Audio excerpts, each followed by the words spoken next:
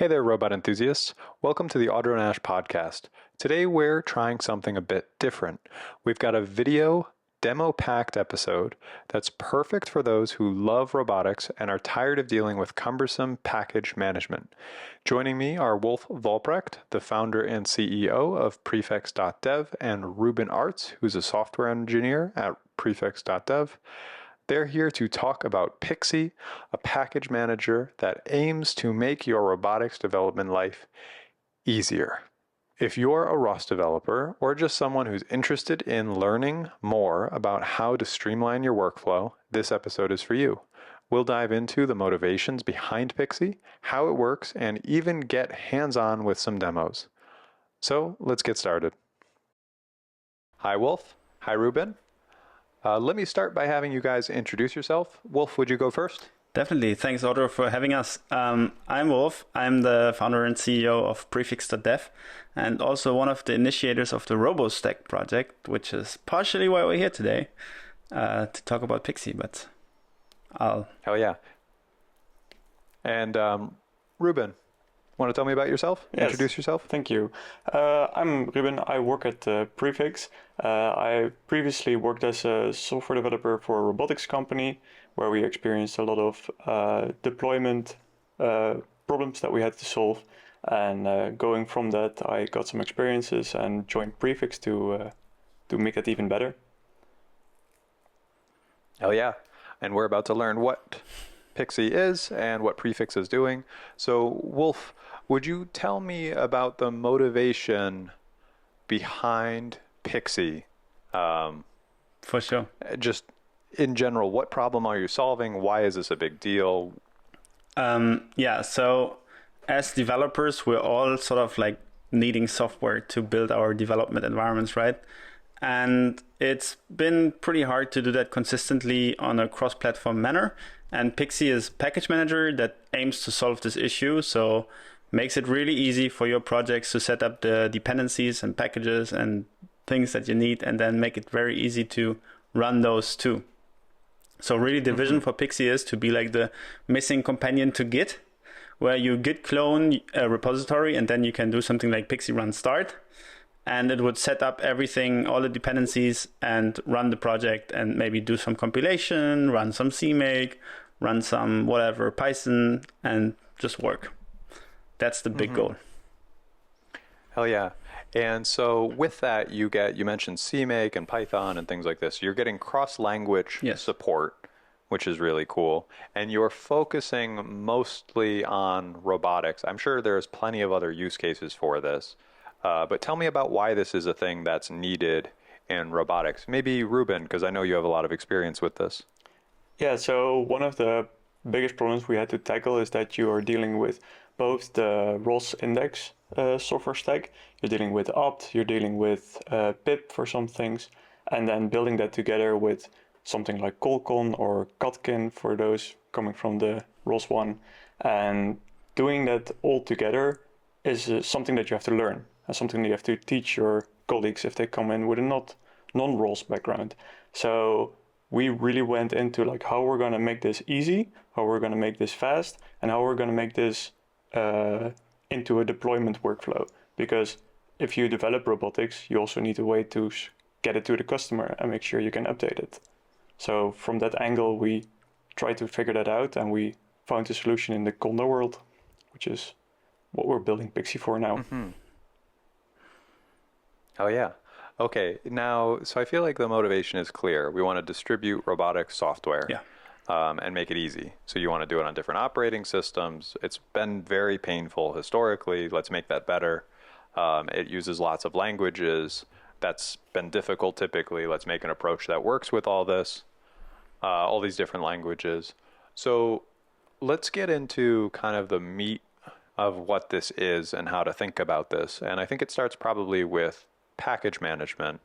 Would you tell me a bit about the parts and package management? Let's go to Wolf. Yeah, so for sure. So package management is something that I've been sort of dealing with for the past 5 years. And the idea of a software package is just an artifact, like a tarball essentially.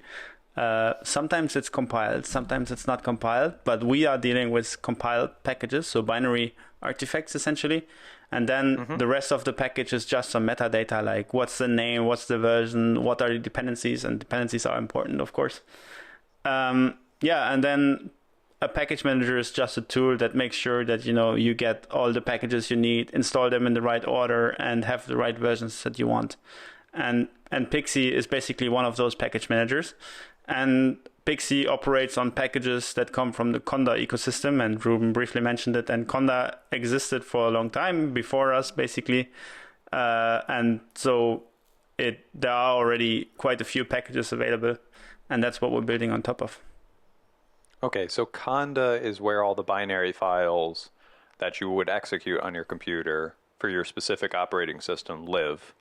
And Pixi is a way of getting those in a nice way. What are the problems that Pixi is solving to do this? Yeah, so Conda historically is implemented in Python, and we completely rewrote everything in Rust, as you do naturally as a startup. Yep. And we made it much faster, of course, and everything is thread safe, and you can do things in parallel that you could never dream about before, and that's sort of enabled by choosing Rust, I would say.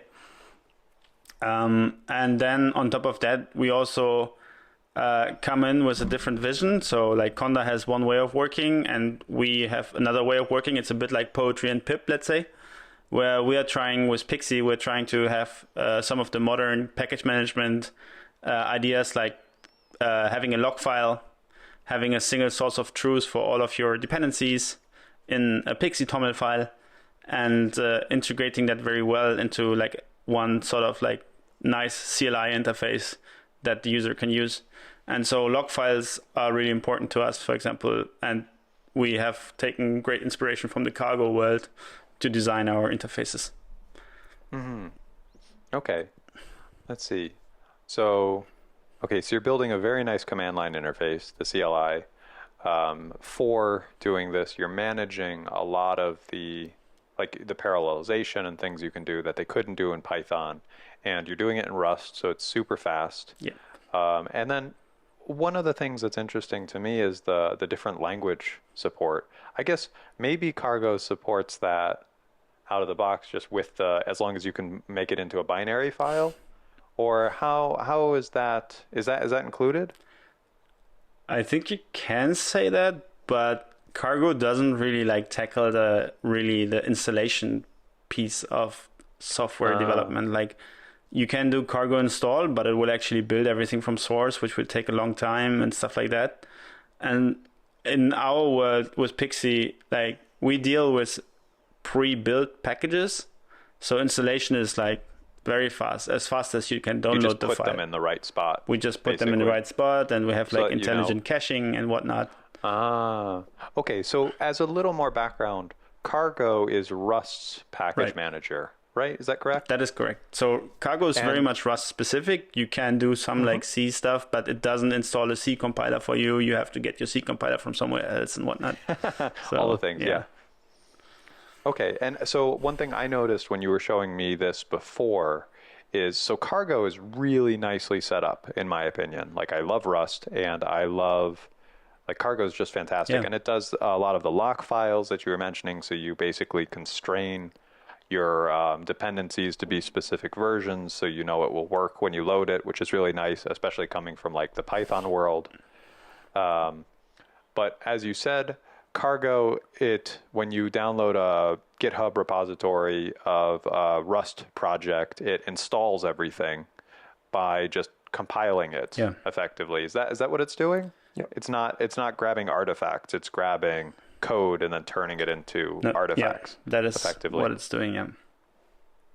Okay, so because Robotics, we have a lot of software. It would take forever to rebuild the whole ROS stack every time you're trying to do anything, or even if you're just getting started, and you need a lot of compute to do that, and it would take a long time.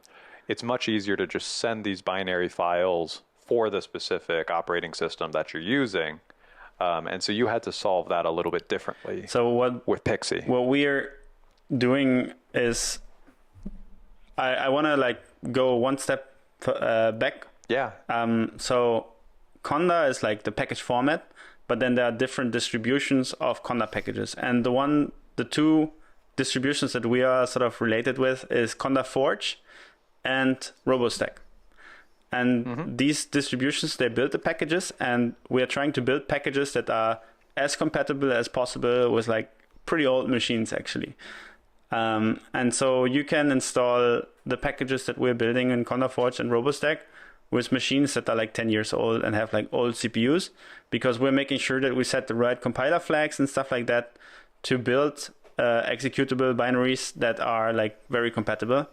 And the only thing that we need from the host system usually is like a version of, let's say, glibc on Linux and some macOS SDK on macOS, etc. But that's like technical details. But the thing is, like, you get a binary package that you can install rapidly on your computer. And like, imagine you would have like a room full of students and everyone would have to build ROS from source. That would be pretty annoying and would take a long time. And everyone would probably have some pretty annoying difficulties. Yeah, I was at ROSCon last year at a workshop, and everyone was trying to download the software for the workshop at the beginning of the workshop, and it was on the hotel Wi-Fi or conference venue Wi-Fi, and it was a total nightmare. And it was supposed to take like they budgeted a very small period of time for everyone to be set up, and it took like hours. Like, it took like half the workshop to get everyone set up, which was nuts. Like, the whole day workshop took like half of it. That's a big pain. That is exactly what we've had people use Pixi at workshops before, not specifically for robotics, but it's usually a pretty good success. Yeah. And so jumping not exactly ahead. Well, so Wolf, you and I have talked before at length, and one of the things that I thought was really clever about the thing you guys are doing is, so in the way we do things now in ROS, it'll require a specific version of CMake or some other software libraries, and these ship with the operating system. So we are very like, we use Ubuntu 22.04, and that ships with this version of CMake and that version of something else. And we use those system dependencies. And that's nice because we just say you use this operating system and you don't have to worry about installing all these things. Or you just install the default one that apt is pointing you to, I suppose. But one thing you're doing is you make it so that you download a binary for the dependency that you have, which might be CMake, when you need it in Pixi. And you're leveraging what Conda does already, because all these exist and are maintained by other people than you. You're just grabbing the appropriate ones. And to me, this was a very, very clever approach and made it so you didn't have to do a lot of things, but you get a lot of cross-platform compatibility because you're just downloading the resource you need. Is that correct? I'm sure I didn't say it all correct, but what do you... No, do you have anything to add to it? No, I think that's a very good example. Like right now, like if you want to get CMake, let's say, in a cross-platform fashion, like I wouldn't even know how to do that outside of like the Conda-ecosystem, because on macOS you would maybe use Brew, on Linux you would use apt-get or DNF, I don't know what, and on Windows maybe winget. I don't know if it even has CMake, right? And so we are working on top of that ecosystem that's called Conda Forge. And that is like 20,000 Git repositories that are running package builds in CI pipelines, and over 5,000 individuals that are maintaining all of these packages. And they are maintaining CMake, they are maintaining Meson, they are maintaining Python, C++ compilers, etc. So all these low-level stuff, like we have a big community that is already helping us with building it. And then what we are putting on top of that is the RoboStack, which is like the ROS specific packages that we are building out. Yes. So tell me about RoboStack. With this. So what is it at a high level, and how does it work? How do you manage the artifacts you build from it, and how does all that work? Yeah. So the idea of RoboStack is to basically take the two ideas, like the ROS distributions and the Conda packages, and then like merge them together somehow. And what we have is we have CI pipelines that are building these thousands of packages that exist in the ROS universe into Conda packages. And we are leveraging one thing that's really nice about ROS is that you have pretty good metadata. So every package comes with a package XML, it comes with a CMake usually, etc. And like they have a very nice infrastructure to build the Ubuntu packages. And we are doing something similar. We have our own infrastructure that's a bit different, that is automatically converting the packages from ROS distro to the Conda format and then running it through CI to build everything using our toolchain. And so you have, like, I would want to say 80% maybe on Linux of packages available in RoboStack repositories. And it's also, we try to make it very easy to contribute and add new packages. Let's say, like, if you're missing something, we try to automate as much as possible. And ROS infrastructure is making that possible. Yeah, it's very clever. This was another thing when we talked last, how you guys are leveraging the existing ROS infrastructure to make it so you don't have to build the jobs again, and you also get a lot of metadata. Yeah. Or maybe you do have to build the jobs, but you get a lot of metadata from the jobs that are set up on the ROS2 build farm, for example. We do have to build all the packages ourselves with our compilers, and we also have to do that for Mac and Windows, which is like I think Mac isn't supported really anymore, and Windows is like... You're saying by ROS2? By ROS2, yeah. Sorry. It's a tier 3, so it's from source, but no one guarantees it's working. So from the official ROS, I don't know, like from Open Source Robotics Foundation, we don't guarantee it's working on Mac. So yeah, you're saying that, but it does work with with Pixi, correct? Yeah. Or most things work. Most things work pretty nicely, actually. Hell yeah. And so you were saying, just to make it clear what you were saying earlier, you were saying about 80% of the packages that are available on Linux are available on other operating systems with Pixi. Is that correct? Did I understand that correctly? Not quite. Okay. Like, I think a good chunk of packages from ROS are available on Linux, but then a different subset is available on macOS and Windows on RoboStack. So it's not equal. I see. Because sometimes you have things that are very Linux specific. Sometimes you have packages that just don't build on Windows for reasons, and we would have to go and patch them and things like that. We do that for some of them. And we also try to upstream patches from time to time. But a lot of a lot of people don't really care so much about Windows as we do in the ROS world, I want to say. And testing is not as widely done, and sometimes the MSVC compiler has different bugs than the GCC compiler, etc. And so I know, it's so funny, for sure. Yeah.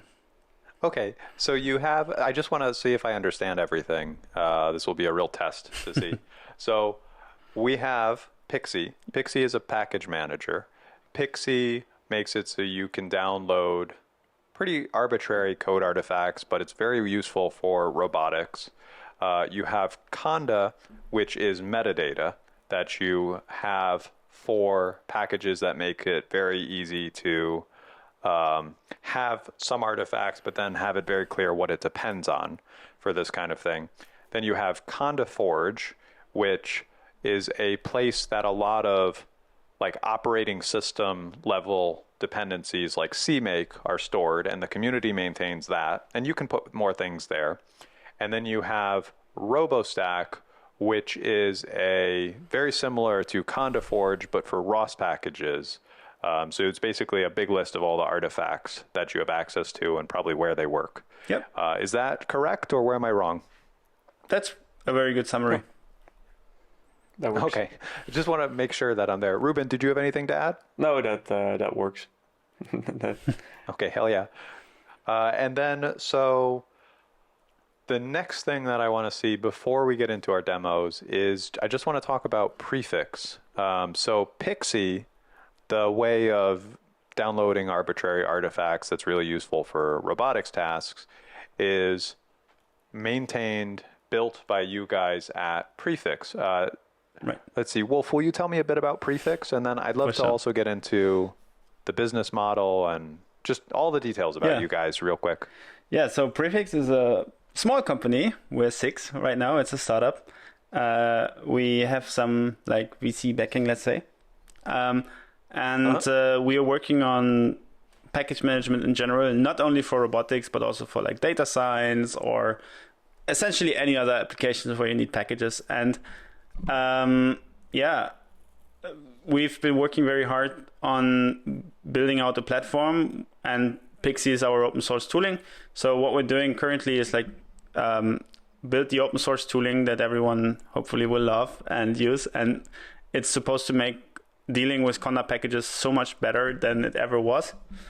And that will be like, it is 100% free. We're like total open source people. But obviously what we're trying to do is like build an awesome platform as well, where you can like deal with packages and build some enterprise products that are interesting, like security stuff, like CVEs, package signing, getting packages that are like signed by an entity like us, for example, like a trusted sort of minimal distribution of your core tooling that you want to make sure that you like is secure and safe. That's something that we are like working towards, but we're not there.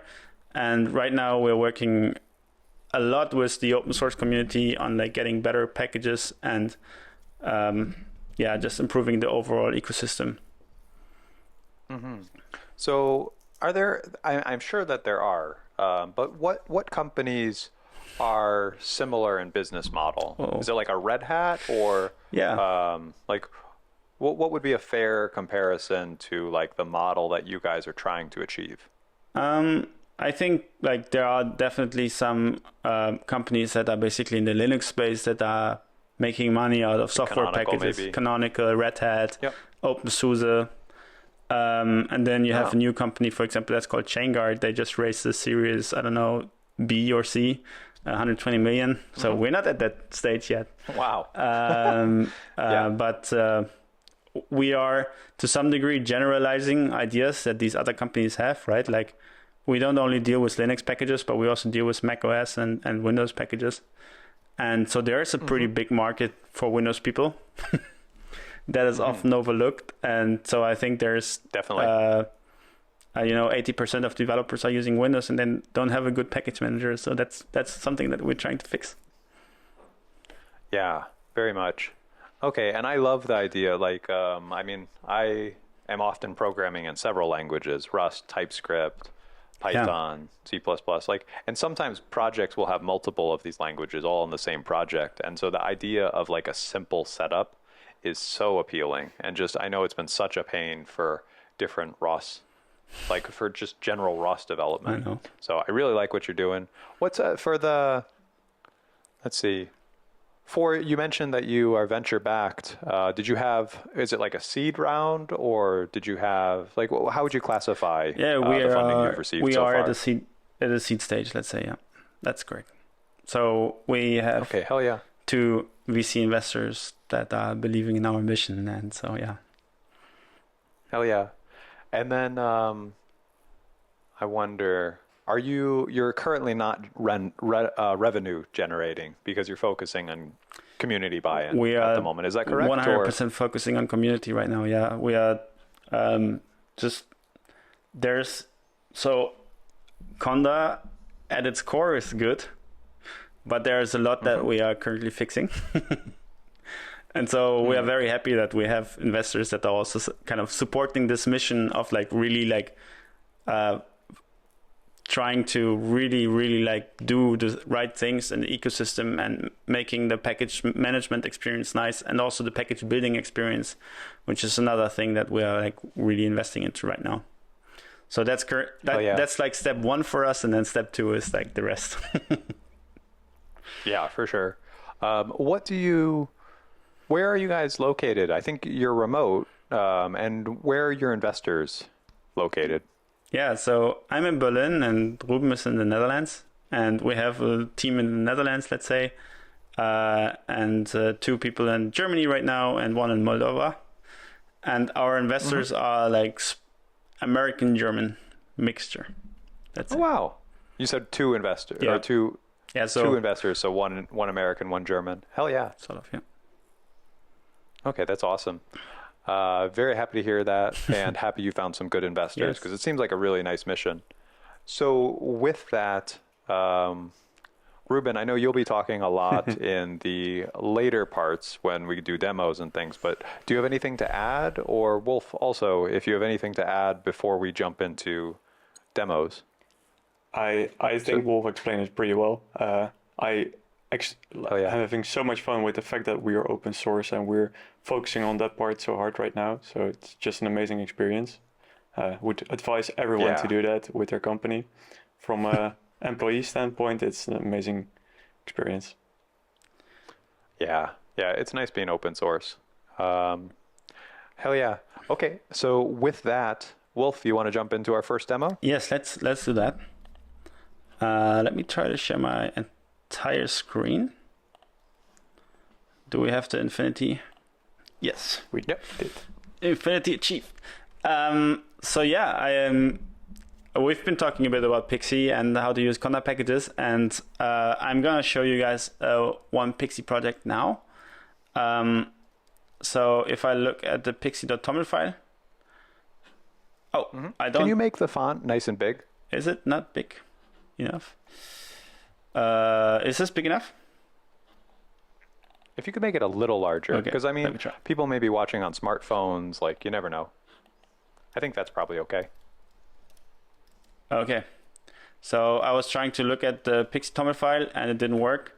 So I'm going to do one thing that Pixi can do, which is globally install me some tools. So I want to have bat globally installed.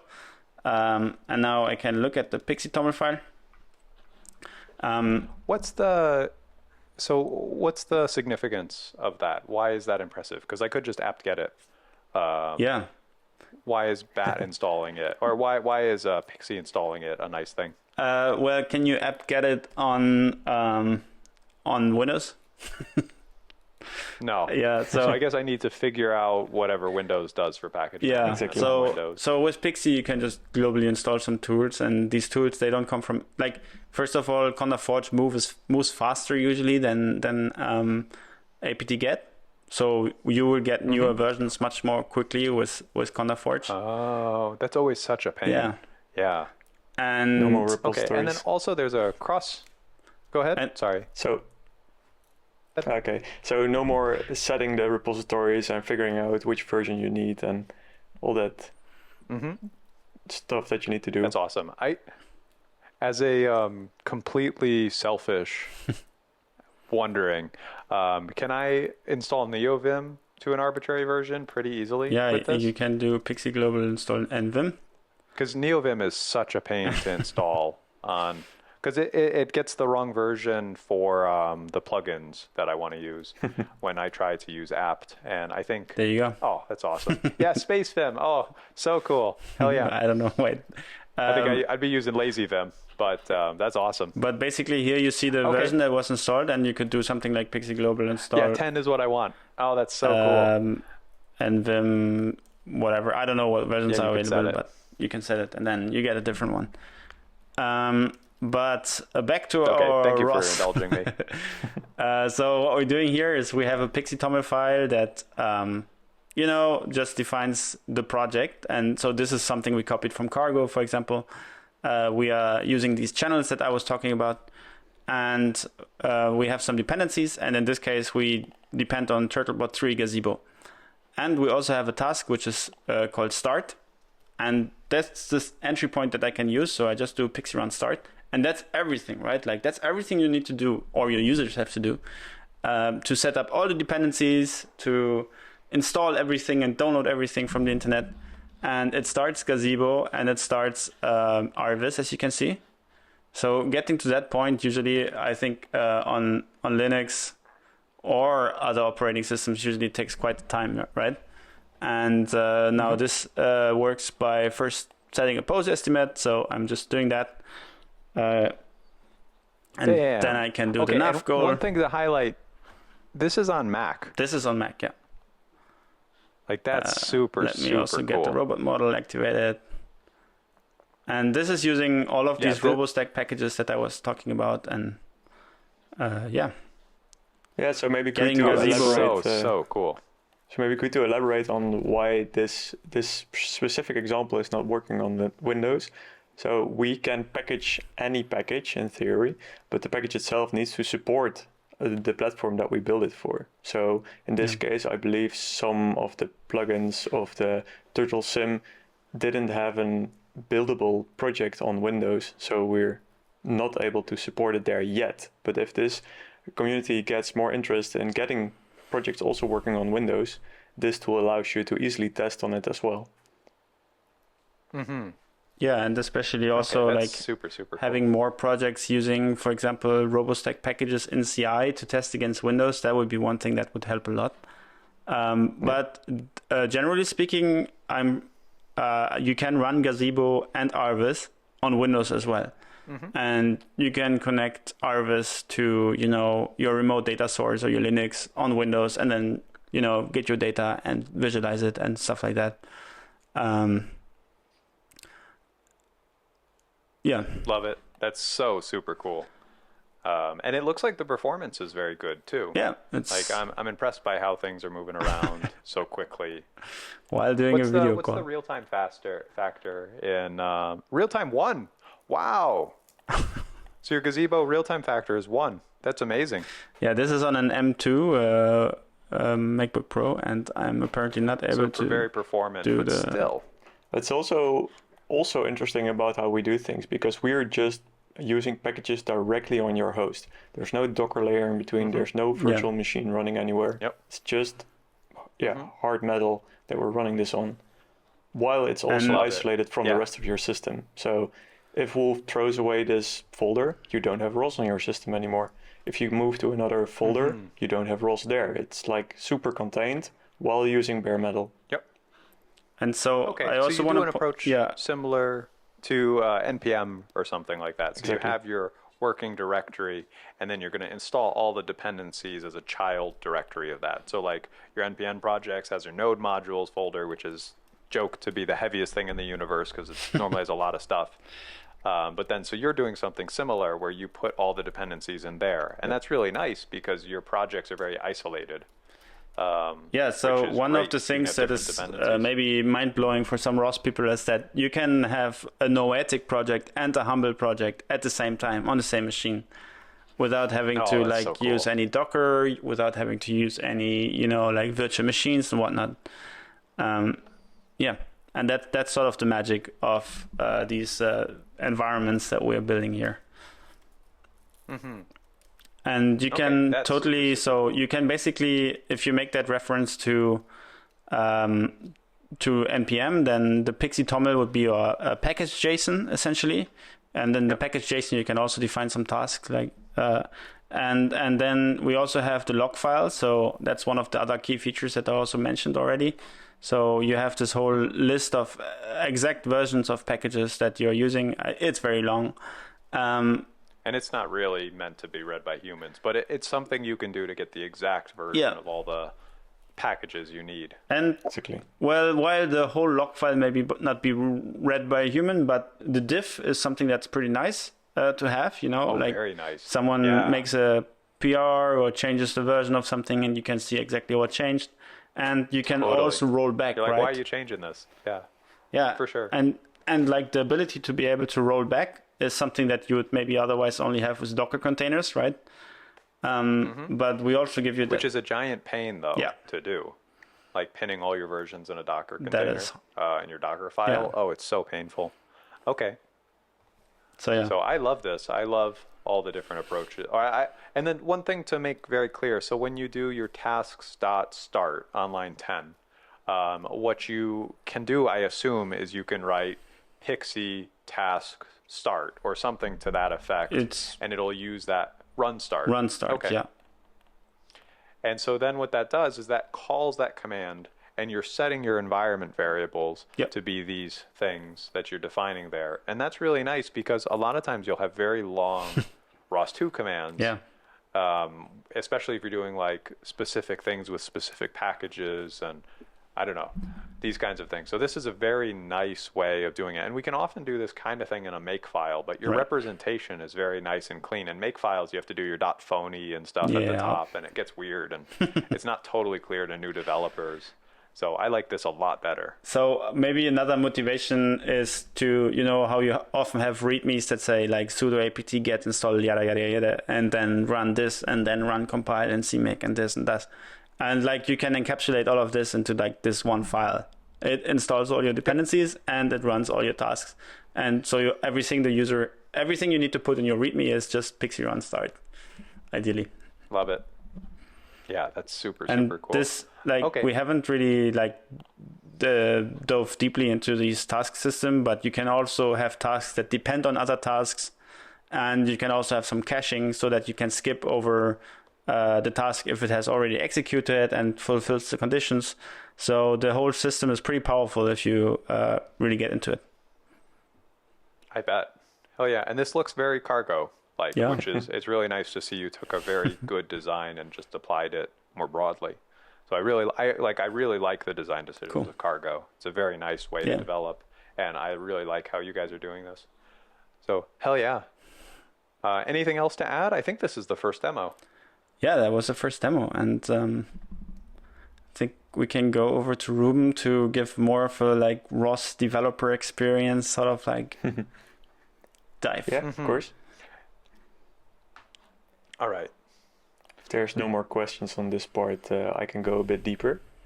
So yeah, definitely. To say a few first things, I'm gonna share my screen, which is only gonna be a VS Code instance. I hope you can see it. We do. Yeah. So one note with this is we were having trouble sharing the full screen for Ruben, and so what we're doing is we're going to share the window, and it's going to be a little bit clunky, but we shouldn't. I mean, you'll be able to share a turtle sim exactly when it's up. Yeah. So what I want to do is share the experience of a ROS workspace. The guys listening to this will probably all know what they do on a daily basis, but we are going to go in depth on how you could use Pixi and some other tools to improve that workflow. And I'm going to do it on Linux because my main machine is Linux, but this should work on also Mac OS and Windows. I'm just going to do it because I prepared the demo, and that's why Wolf is not running it on Mac. And I'm going to go a little bit deeper. You're on some weird Linux, right? Like what were you? It's Debian based, but what were you on? I'm on Pop OS. I like it because of the NVIDIA support.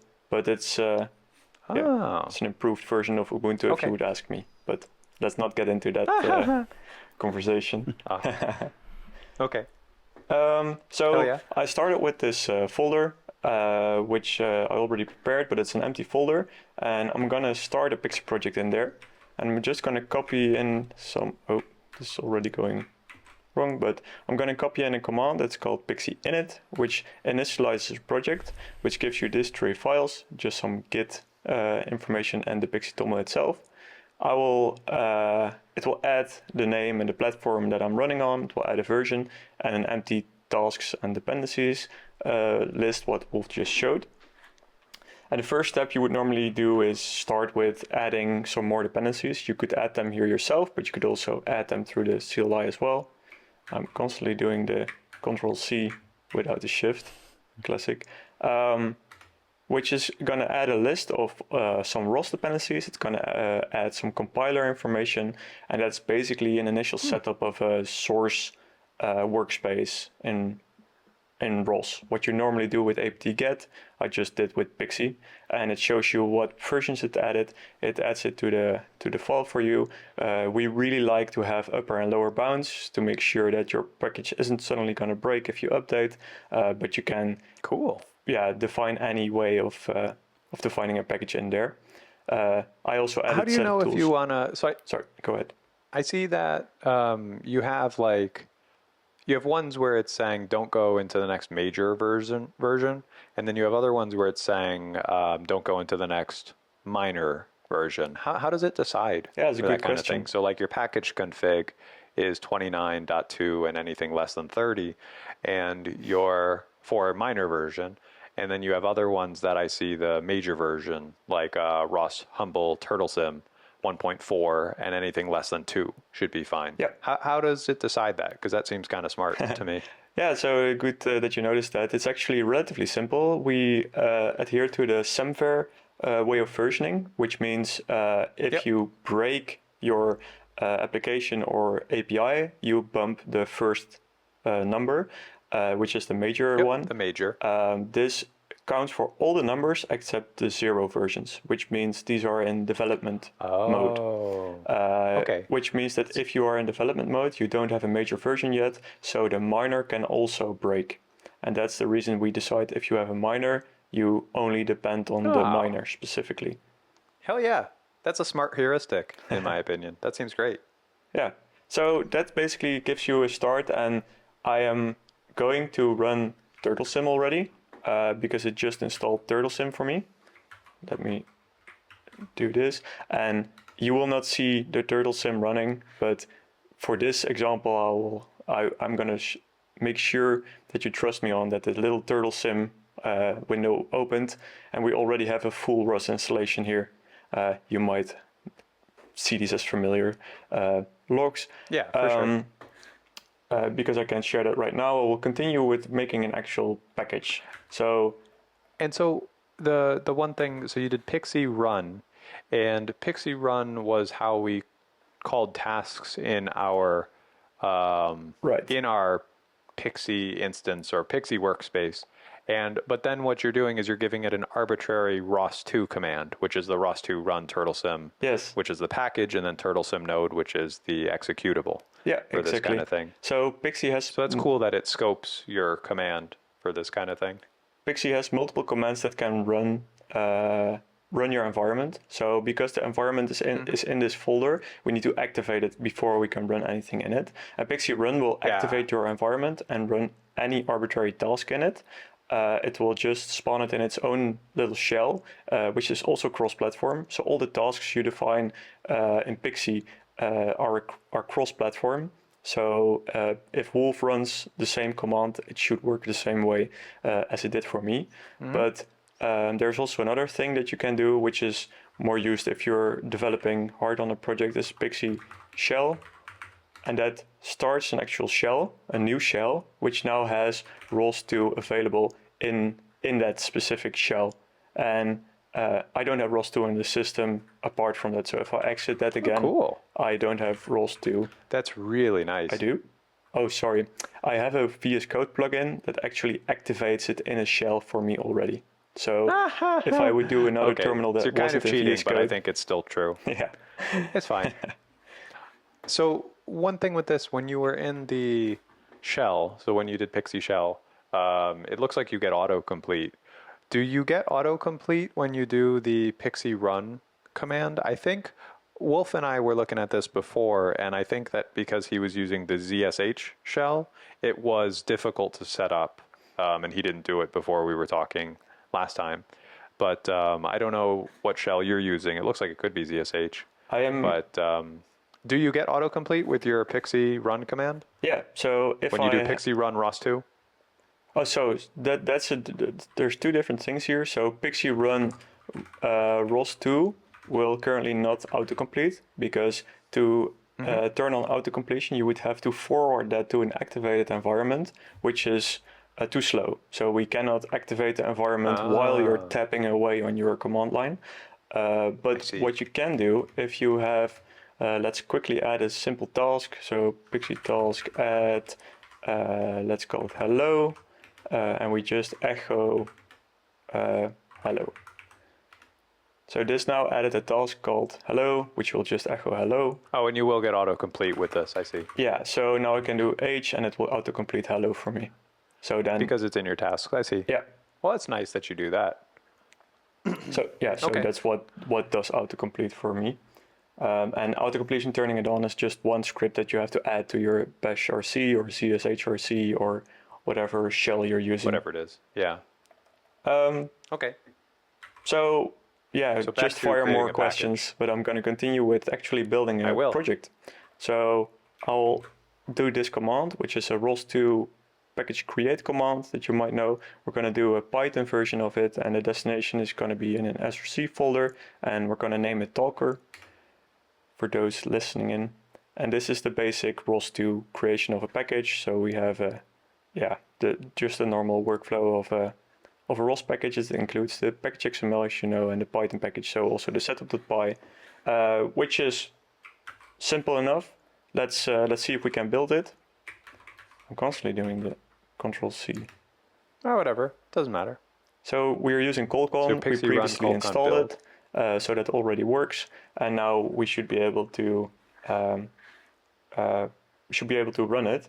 There's one caveat in the ROS world. You need to add this little setup.sh to your bash RC or CSHRC to make sure that the environment knows where to find your ROS project. So I'm gonna quickly run this echo command into my Pixi toml, which adds an activation script, and this makes sure when Pixi activates an environment, it also runs this script, which is now in the install because of Colcon. And if I then do Pixi run, I like that you did that from the command line as opposed to just putting it in your file. Yeah, I prepared it to be a command line example. Love it. So with activation, is that a special thing that it knows as like that's a keyword in your Pixi toml file that says run this, so you can set up your environment when you're in the correct when you're doing Pixi run and stuff. It does this all first. Yeah. Is that correct? Yeah, no, it's exactly the way it works. You can also define an env. Cool. Oh, it actually autocompletes. That's great. Which you can define, for instance, Python pass or whatever, which is just an environment variable. But the scripts is for ROS very important because it's more than just an environment variable that you have to set. We just built the package, and we now can already run the Docker, which is hello from Docker. This is the basic code from the ROS examples. So I'm not sure how long this took me, but it probably didn't take me much longer than 5 minutes while explaining it. So this is a good show of how quick you can get set up with Pixi. I do have to say that this is of course with a cached download speed. So I have done this before, which means Pixi caches all the packages that I've installed, and so it only has to verify if there's new stuff available, and otherwise it pulls it from my cache. So my machine has probably a few hundred installations, different environments, but that's all pulled from the cache and hard linked into your environment. So this folder might look big, but it's all hard linked files to the cache folder, which makes this much easier to use. So this is a bit like Yarn or something, if I understand, which is kind of an alternative to NPM. So you are in like your home directory, you're caching your packages, and then when you have a project that uses those, it goes and looks for them in your home directory and downloads them if you don't have them.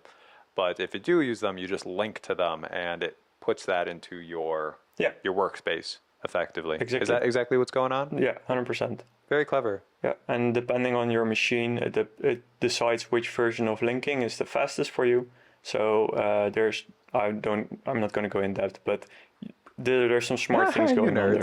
Yeah, this sorry. is great. Yeah, I mean, I don't know anything about the different types of linking. I just like symbolic links. I got that exists, but I don't know if there's more variants. So and we don't have to talk about that. Now that we're that's talking awesome. about it, so there's one cool link that's called copy on write, which is nice because then you don't you link it, but when you modify it, it becomes a copy. Yeah. So I could modify this environment, and then I don't break all the other environments that are also linked to the same file, which is sometimes a problem. Oh, that's clever. Okay, what an interesting thing. Then you may go out of sync, but that's a very neat feature for this. Yep. Okay, so now you've activated, so now you've run. So we're running a ROS2 node on this. Yep. That's great. It's just this simple code from the example that it created. I'm gonna add another thing, the C++ package. So this is doing the same thing again, just creating a package now based on CMake. It has some dependencies, and the node name is going to be Navigator. I will get into later why that is. And now it created another package called Navigator with some source. And also here it's just a simple hello world thing.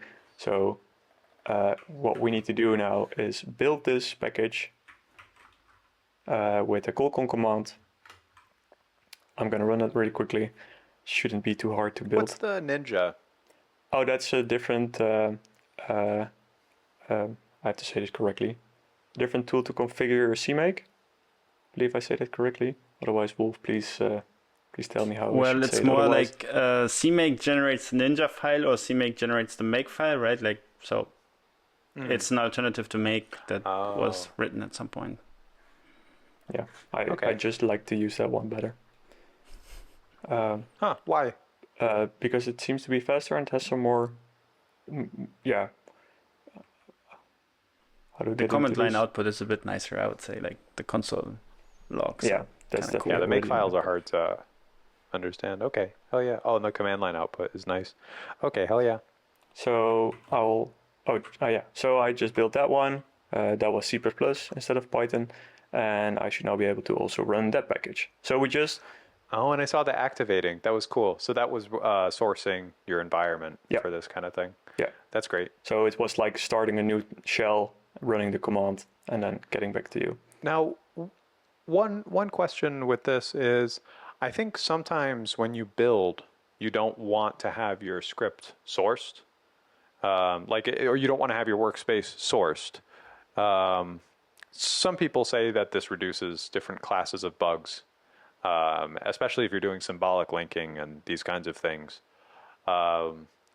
Is there a way of making activation only occur when I'm running a certain type of commands, or have you guys handled this kind of thing, or you don't see these bugs because there's no reason to symbolic link, or what? Any thoughts? Yeah, so I might get a bit quick on the features of Pixi, but Pixi has a thing called a feature, which is kind of like how you could think of it as an optional dependency or an optional thing in Pixieland then. So I could do feature dot, let's call it act of activation. And this now lives in a feature which is not used. But if I would want this feature, I could build an environment that specifically only uses the activated stuff. And then I could do act, what GitHub Copilot is helping me with. And now if I run the activated environment, only then is my ROS environment activated. So how do you run the activated environment? So if I now do Pixi run -e act, I can do ROS. So the rest of the examples would run there. Okay, I love it. That's great. I love that you guys have a very simple workaround for this. That's super, super cool. Yeah. I'm going to remove it for now because I do need the activation in my example, but... yeah, and rather than doing the -e act everywhere. Yeah, so that makes exactly. sense. So what I just showed you was two different types of packages, a C package and a Python package and a ROS workspace.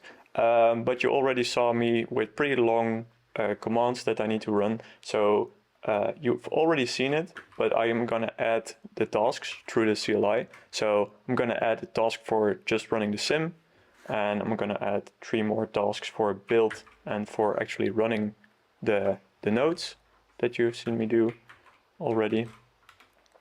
So now I have, should I make this smaller or bigger? Or, I like it how it is. Cool. Then I have... I know it's a little cumbersome, but still. That's good. The tasks are now added. So now Pixi Run has these 5 tasks, including the hello one, which I can run. So I can run the simulation of the turtle sim node. I can build this workspace. I can run the talker and navigator separately. And these now also autocomplete on my command line. So Pixi Run navigator, just the N, tab completion, and the navigator starts running. And that makes it just easier for someone that's coming in and is like, oh, how does this project work? So you can just do Pixi Run tab, and he sees all the available tasks that he has. Or yeah, it's super cool. Task list, of course. And then those will work as well. I'm gonna copy some code that I prepared into the packages. This is just to make the example a little bit more interesting, which is going to be talker is going to accept the CLI command for an X and a Y position for the turtle, and the navigator is going to listen on a topic which the talker is talking to, and then interpret that information and putting it to the CMD file of the turtle. This is all prepared, so you don't really have to look into it, but it's just the most basic, simple ROS example of a topic and sending it to another server that's listening to that topic and then sending it forward to the topic of the turtle sim that's running. I can now also still build this package. So if I do Pixi run build, that will start building the package. Both of them actually, because it's in a workspace of 2 packages. It's going to be a little bit more time because we have to rebuild with actual dependencies.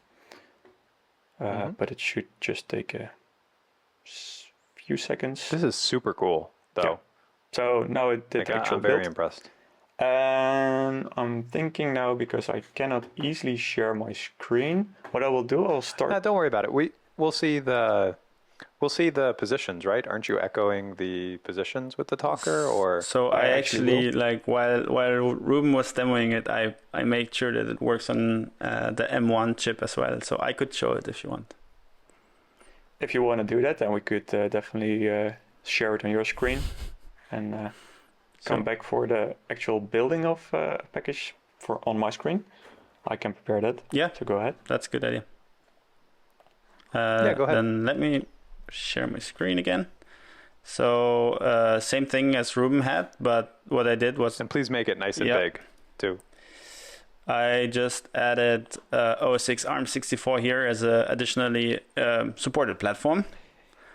And everything else is pretty much the same. And what Ruben was about to show, so I ran Pixi run build, which is using ColdCon on macOS to build it. And now I can do Pixi run sim. This is going to start the turtle sim. And then I'll bring it to the front in a second. So we have the navigator, which is the controller, and the talker. So let me try to get the window here. You can pin it, I think, if you... Can you right-click or something? No, this is not Linux. Top, or maybe that's... Oh. Isn't that a Linux thing? Mac is not so good. I guess so, yeah. That's funny. And but now we have the talker node that Ruben was showing, so I can give some coordinates like, I don't know, 3, 5. And as you would expect, it sends a message and like the controller does its job, etc. So let's try some more. Yeah, so the example itself is super basic robotics, which you're gonna experience your first day learning ROS, I assume, these days. But the great part from this standpoint is Wolf runs it in his terminal, which doesn't have ROS. But if he uses Pixi, this all gets activated and run just like a normal ROS experience on Mac. Just amazing. And this is on Mac, right? Like, I mean, this is not... Yep. No. Oh, I've done so much fighting with virtual machines and all this, and this just like, it's so much easier now. It's so crazy. Okay. And then you have your teleop at the bottom, I suppose. Yeah, this is... teleop could be run, but that's another command. Yeah. Oh, okay. These are just 2 simple nodes that we run. Oh, I see. The navigator is just publishing it. The talker is publishing, and then the navigator is like a PID or whatever control receiving thingy. And then showing you. I mean, yes. Okay, very, very cool. Okay, I love it. That's super, super cool. Thank you for... Go back to Ruben, right? Yep.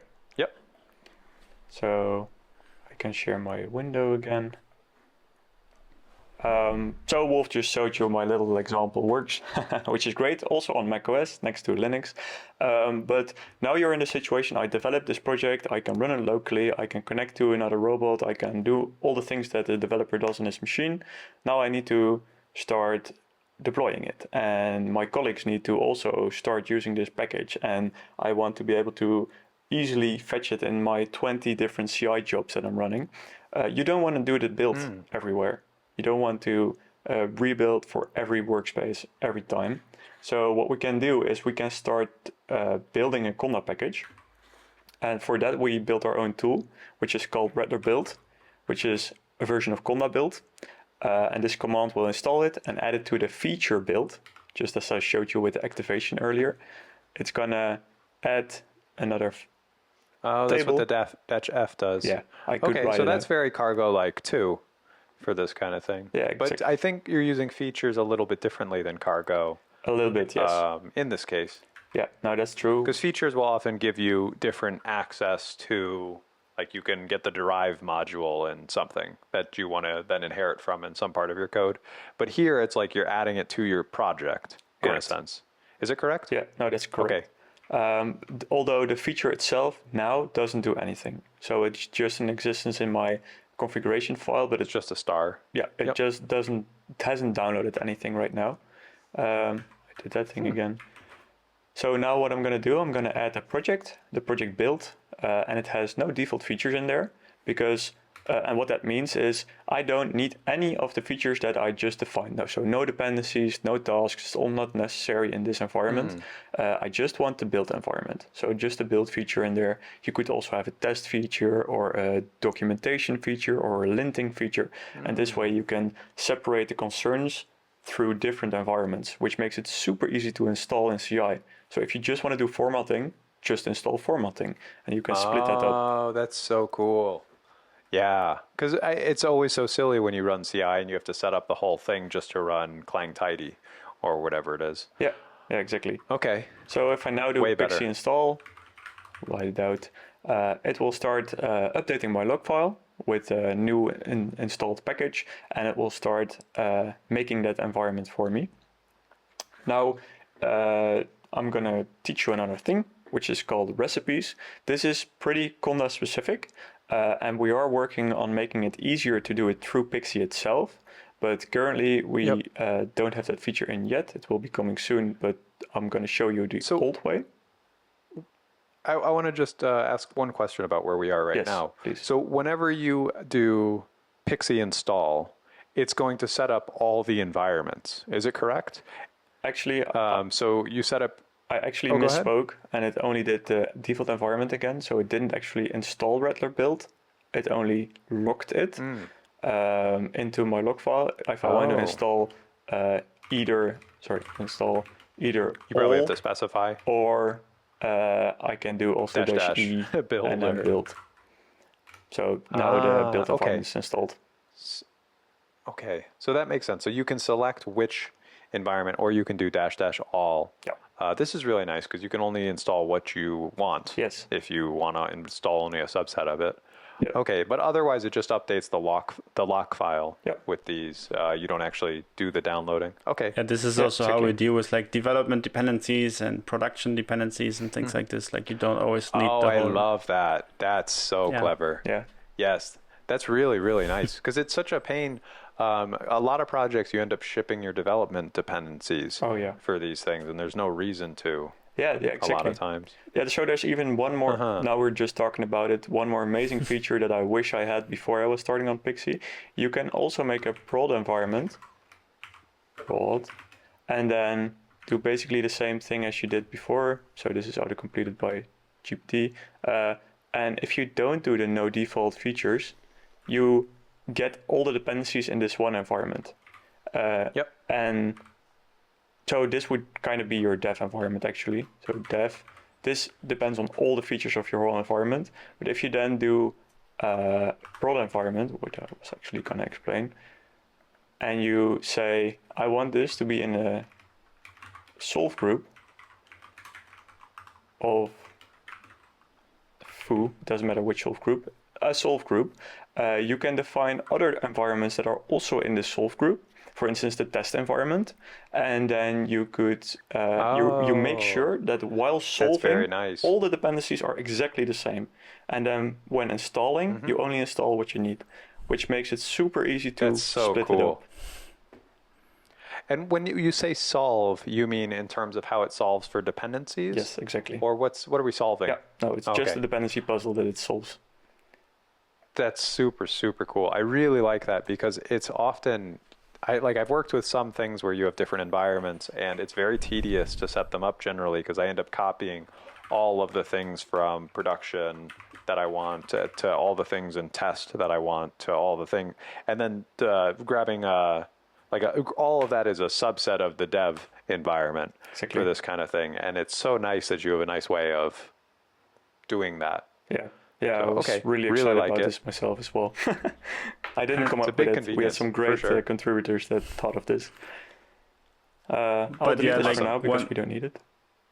One of the other pain points is also like sometimes you have a dev dependency that may be only available for, I don't know, Python 3.10, and then your prod environment might be on 3.12, but that's not what you're testing against. And so that's also one of the things that the Solve group makes sure of. You know, you're testing exactly against the same stuff that you're using for deployment. That's really cool. Okay, yeah, you guys have made a lot of, like, this is a very user-friendly approach. This is very nice. Like, it solves so many problems that I've had while coding in different workspace environments. Like, this is just wonderful. Okay, hell yeah. So you have your build environment, and let's see, back to you, Ruben. Yep. Yeah, so the next step would be to make a recipe for a project. So I'm going to add a simple file. This is going to be called recipe.yaml, and this is a Conda package recipe. And I'm going to copy it from what we prepared because otherwise it's going to be too much of an typing problem. But the navigator has this recipe, and it's a bit bigger than you want, but sorry? Okay, so you have 40 lines. I don't know anything about recipes for this. I'm imagining it's kind of like a Docker file, Docker script. Is that fair, or are they something? Because you're saying all your dependencies. Yeah. Or what? I guess what is that what it's doing, or what? Maybe Wolf should explain. How do I understand this? Okay, Wolf, go ahead. Sure. Yeah. So it's a little bit like a Docker file, but well, most package managers have a concept like this. Also, like you have for Debian, you have some sort of like, I don't actually know what they're called, but files like this that define the dependencies of the things that you need at build time, at link time, and then you have some script that does some arbitrary commands like CMake install blah blah blah, or pip install, and that installs things into what we call the prefix, and that's also where the name of the company comes from. And it installs that into the prefix, and then we take the diff, and the diff is basically your new package, and that's how the packages are made. Yep, so this defines all the required metadata that you're going to put into your project, and also how you build your project. So in this case, we define a script. The script doesn't really matter for you right now, but it just runs some either CMake or pip commands or whatever to build your project. And then it's going to move it into the output. It's going to add some other metadata, like in description in this case, the version. And the Conda tooling ecosystem understands this file. So maybe you can compare it also with the package XML actually. Like the package XML is more or less what this does.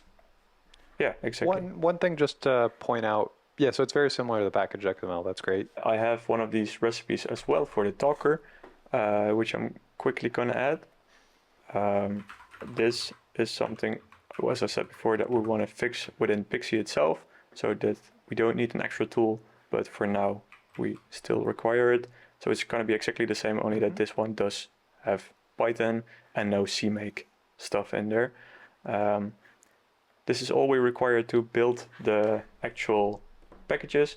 And for that, I'm going to add some commands, tasks again, which are just a little bit long. And that's why I'm actually making them a task in Pixi. So you see here, I added the Rattler build and the recipe YAML in there.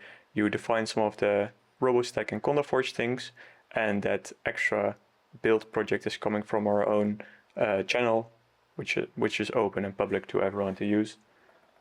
But it's just to make this a little bit. Oh, sorry, that was not the correct place. I also have the one for the navigator. So now I have two more tasks which can build the actual Conda packages. So let's do that now. Pixi run build Docker.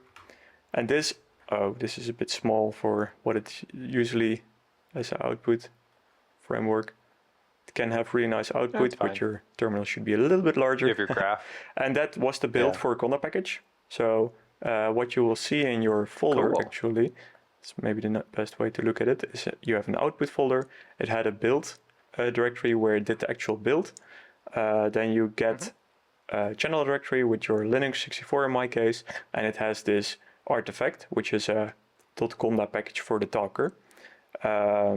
This contains everything that package requires to be installed and run. So I'm going to also do that for the navigator. This one is going to take a little bit longer because it has to do some compiling. It's bigger. Yep, exactly. And Wolf added the dependency of, or said that this could be built on OS X. So you are currently on Linux, and so you didn't add that OS X one. But if we did this, would it also build it for all the other supported platforms? So the best way to do that is actually on, let's say, GitHub Actions, for example, and then you would just have your CI, and we have very nice CI integration as well with like a Rattler build action and a Pixi action and all that kind of stuff. So that would just go and like build it on all the platforms that you're defining this on, and then upload it to a channel, and from a channel you can just use it in your Pixi terminal again. So once you have the package, it's super just cool. Very easy to install. Nice. I'm quickly gonna do a little hack on the side of my screen. I just made another folder called ROS workspace production, because now we have two packages that we built, and I can open another workspace that is closed. You can't see the rest of my screen, I guess, but now that we have built those packages, we can actually use them somewhere else. So do you see this screen? Yes. Yep. So this is a new Pixi project. It's completely empty again. Let's simplify it even more.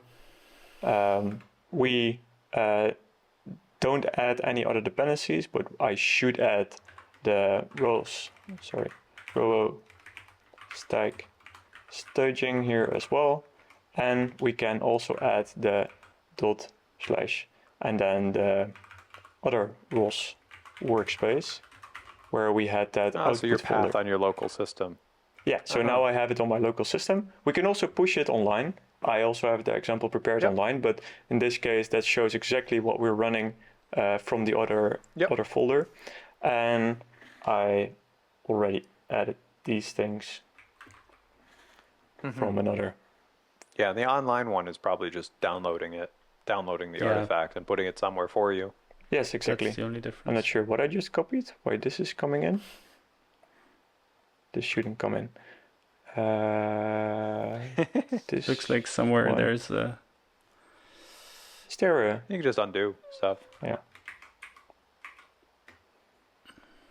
I actually copied it from Markdown, so I expected it to copy. Let me try again. Yes, so pretty simple. We have Humble Desktop, Humble Turtle Sim, and the Navigator and the Talker.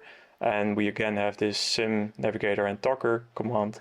So I could start a new... And your star, you're saying whatever version, because so navigator equals star and talker equals star. Because it's on your system, you're just saying whatever version it happens to be is totally fine. Yeah. And that's what that star indicates. Yeah, so the solve that we do is a satisfiability solve with the inclusion of get the highest version we can get. So it takes these two packages. It says, okay, I need specifically between these two versions, and then for the navigator and talker, get whatever you can get, and from those the latest one. And if we then run the Pixi run sim, you already start that thing. What did I do now? I think maybe just try ... and...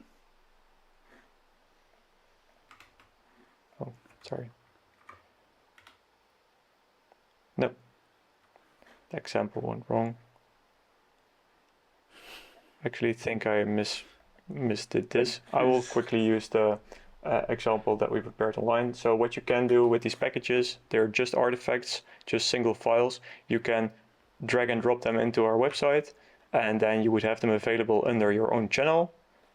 which is exactly the same workflow that you would have, except that you move them to a channel online. And if you then install that, this should actually solve it and build the environment and run the node. So you will not see my ROS turtle sim, but it is same reason as before. Exactly, it is on my system. It's already running. I can show the navigator as well. Sorry, I'm mixing the commands. Navigator. So this runs the navigator, and I can also start the Docker. Pixi run Docker, and that also runs the command. Yep. Did I add it? Very cool. Oh, I need to add some. Yeah, that's really numbers. I like. Yep. Yeah, so you see that the navigator. there it is. And my little turtle is moving, as we all know. I just I can maybe share that screen quickly. Yeah, for sure. Oh, I mean, I trust you with it. we saw it working earlier. Yay! But Nice. please go ahead and ask some questions while this little turtle is doing its thing. Let's see, Wolf. So these demos are awesome, and it really shows me how to get started with it. I think for all of my new ROS 2 personal projects, I'll be using this. Awesome. What I guess for both of you, what are some of the big takeaways from all this? Like if I guess Wolf, I'll have you go first, but like what do you hope someone takes away from this demo and this, like what we've shared today? So I hope we were able to demonstrate a different sort of approach to installing ROS, which in my opinion is one of the bigger pain points in the ROS ecosystem. And while like this works, right? Like, and we are really happy about it, there's still a lot to do. In the RoboStack project, for example, we would want to support the latest, like we are currently supporting ROS Humble very well, but then we want to get ROS Jazzy done and like all the new things and maybe even rolling. And so if we would have, like we want to grow the community, help people to get started much more easily with ROS and get all the latest and greatest packages onto this form of distribution and get more maintainers to also sort of buy into this technology so that we can just make it easier for everyone. I think that's our goal, and that's one of the reasons why we're here. Hell yeah. Ruben, do you have anything to add for takeaways? Yeah, the hardest thing for us now is we were all robotics engineers. Almost everyone in the company has been a robotics engineer, and we're now all not running robotics anymore on a daily basis. So it's really hard to test these things, and it's really hard to make these examples. We would love to work together with more of these companies that saw this as an issue and now can fix it through Pixi, but might need some help where we can take them as examples and improve the product as it is right now. One simple example where I previously worked, we did the whole integration with Conda, and we went from like an hour and a half of just opt pip and installing it from a README. It was one command, and that is equivalent to Pixi install, which took 10 minutes to download all the packages, and you would have an isolated environment. So that's my goal. That's amazing. To share that with everyone, that experience. Hell yeah. Okay, I love it. All right. Well, thank you both. This was so much fun. Like, what a cool thing that I got to see how all this works. And it's a wonderful tool. Like, I'll be using it, and it's exciting also. It's like, it seems wonderful in the robotics space. It seems like there's a lot of other potential too for using this. Just thank you for sharing. Yeah, I think a few things that we haven't sort of highlighted yet is that we have very nice CUDA support as well. So, it's doing the Apple thing. Oh. So if you... Oh, that's a really good thing to highlight. Yeah. Anything we missed that you'd like to throw in? Yeah, like CUDA support or optimized binaries is also something that's coming. There's already a lot like big ecosystem of scientific libraries on this Conda Forge distribution, because we have a lot of like data scientists, machine learning, AI, physicists, whatever, like people that are doing number crunching. So very similar fields to robotics, and that also, it's just a nice community to be active in. And speaking of community, one thing I also wanted to highlight is that we have some like RoboStack is not a project that's only like done by me or Ruben. It's a group of people, and especially Tobias Fischer is doing a lot of work, and Silvio Travisaro is helping a lot with making sure that Gazebo and other tools are running smoothly on Windows. And so that's Nice. really a community effort. Okay, that's great. One thing that I feel like it would be good to cover too, what kind of limitations, like why would someone not choose to use Pixi? Like what are some of the things you would run into, or yeah, I guess why would you not choose to use it for different things? That is a tough question. Yeah, I have to think about that. Like myself, it's very hard for me to imagine a life without Pixi right now. I think if you like, sometimes maybe Ubuntu or something like this, they have maybe a smaller set of packages that might be a bit more sort of battle tested by more engineers or something like this, because they have larger like paid staff to do things, let's say. And they optimize only for, say, an Ubuntu target, you're Right, saying? yeah. So they have one distribution Okay. and one set of like versions that they might test that they're working together, while we support like going back in time and stuff like this and mixing versions and everything. But obviously I don't want to say that things cannot be stable. So they are stable usually, but yeah, you live a bit more on the edge, I would say, with our solution. And not And that might not be as true with lock files and things like Exactly. this. So log files also save you from that problem. Okay, Ruben, you were going to say something? Oh yeah, the living on the edge might not be the best way of saying it, but you live on the edge of what computer stuff is doing, as in the latest greatest might be a better way of saying it. Which sometimes brings some pain of being the latest greatest Okay. worker. Yeah. But so I guess with the question about limitations, is there any reason that a company wouldn't choose to use RoboStack for like their developer use? Like so I'm a developer at a robotics company. Is there a reason that I would choose not to use RoboStack? if it's I mean, really, not RoboStack, yeah. Pixi. So I think if you're really at the robotics company, like one of your problems might be that we don't cover all the packages right now. So Intrinsic is only, or Open Robotics is only building the packages for Debian. I'm not sure if they're doing Fedora these days or not. But yeah, basically like upstream is only building it for Ubuntu, right? And so we would love to get there. So we would love to work with those guys and like make sure that this is like officially supported, and maybe the build farm is building the packages instead of our own CI that runs on GitHub Actions and things like that. So having like, I think that would be one of the main reasons why you might want to like hold off, is that, yeah, the official, it's not official yet, I hope. Yeah, I also think this conversation, like I'll bring this to some of the Open Robotics folks. Yeah. And I hope for more official be support too, great. because it seems like a wonderful tool. Okay, anything else to add, Ruben or Wolf? I think there's one thing that I walk into sometimes myself, which is we use this cached symlinked version of the packages, but we don't force the cache on environments. So if my environment has Python 3.12 and Wolf's environment he updated has 3.11 and I install them both, I will get both versions of Python at least cached on my system. So if you do need to think about sometimes like, do I need all this cache? Then you can just remove it, Pixi clean cache, and it will download everything you need again, but it at least is something to think about. It's not a why not to use it, but it's more of a make sure that you understand what it's A doing. foot gun. Well, I feel like you could make that nicer too, through like additional info in the lock file or something like that, potentially, or something else.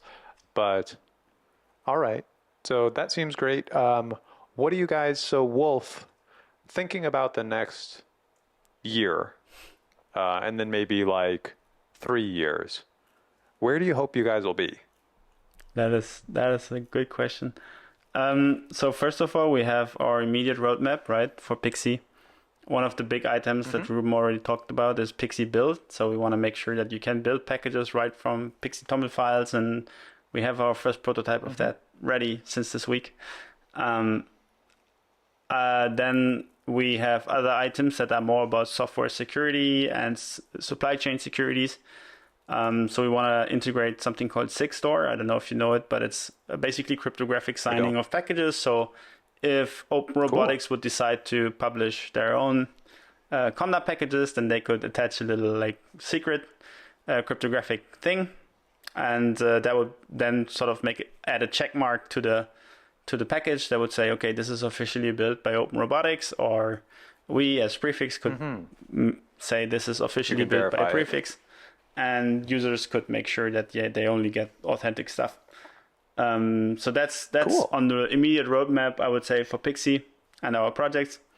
We are also, Ruben showed you Rattler build, and so we are currently working extremely hard on getting that into this CondaForge distribution so that they can make use of all of these improvements, because Rattler build is also re-engineered on top of our low-level library that's called Rattler, and it's much better to build Conda packages that way. And we have an amazing community that's already trying it out. For example, folks from NVIDIA or Quanco or different companies are like starting to use it. And so that's also really exciting to see. And then lastly, we would just hope that, we have much more distribution of Pixi itself, because I want to see like research papers, for example, like if you have a robotics research paper, right? Like it's usually like maybe you have a link to GitHub, but then can you actually execute it? Like you have to pip install this or apt-get install that. And then like, it's pretty tough usually. And we would love to see more like research being done with Pixi and make it more reproducible as well, right? Like if you have a paper that says like pip install this, then will it work in 10 years from now? I don't know. But like with a log file, you at least... Probably not. Yeah. Like many research things, it's like 6 months later, they're completely impossible to and so with the like get running again. Yeah, and with the log file, we're trying to sort of like solve that problem as well. And we're currently sort of anchoring ourselves a little bit in that scientific community there. And then 3 years out, instead of people like doing GitHub releases, we would love to see them push Conda packages and make that the universal sort of format. Like ideally it would be standardized like screws or I don't know, things like that, so that everyone knows what they're getting and it's like one format. You don't need to use brew, you don't need to use apt-get, at least not for your like user level software. We would love to replace all of them. That would be amazing. Hell yeah. Big plans. Yeah. I love it. Let's see, Ruben, anything to add? No, I follow that vision completely. All right. Hell yeah. Well said. So that's all for today. Thank you guys. This was a blast. Thank you very much. Thank you, Audrow. It's great to have you, or great having us. Yes, for sure. All right. Bye, everyone. That's all for today's episode. I hope you enjoyed this format and learned something new about Pixi and how it can help your robotics projects. If you're interested in trying out Pixi or just want to learn more, be sure to check out the links in our description. As we wrap up, I want to leave you with a question. How do you currently handle package management in your robotics projects? Are there any specific challenges you're facing? And do you think Pixi could be the solution you're looking for? Thanks again to Wolf and Ruben for joining me today. Don't forget to like and subscribe for more content, and we'll catch you in the next episode.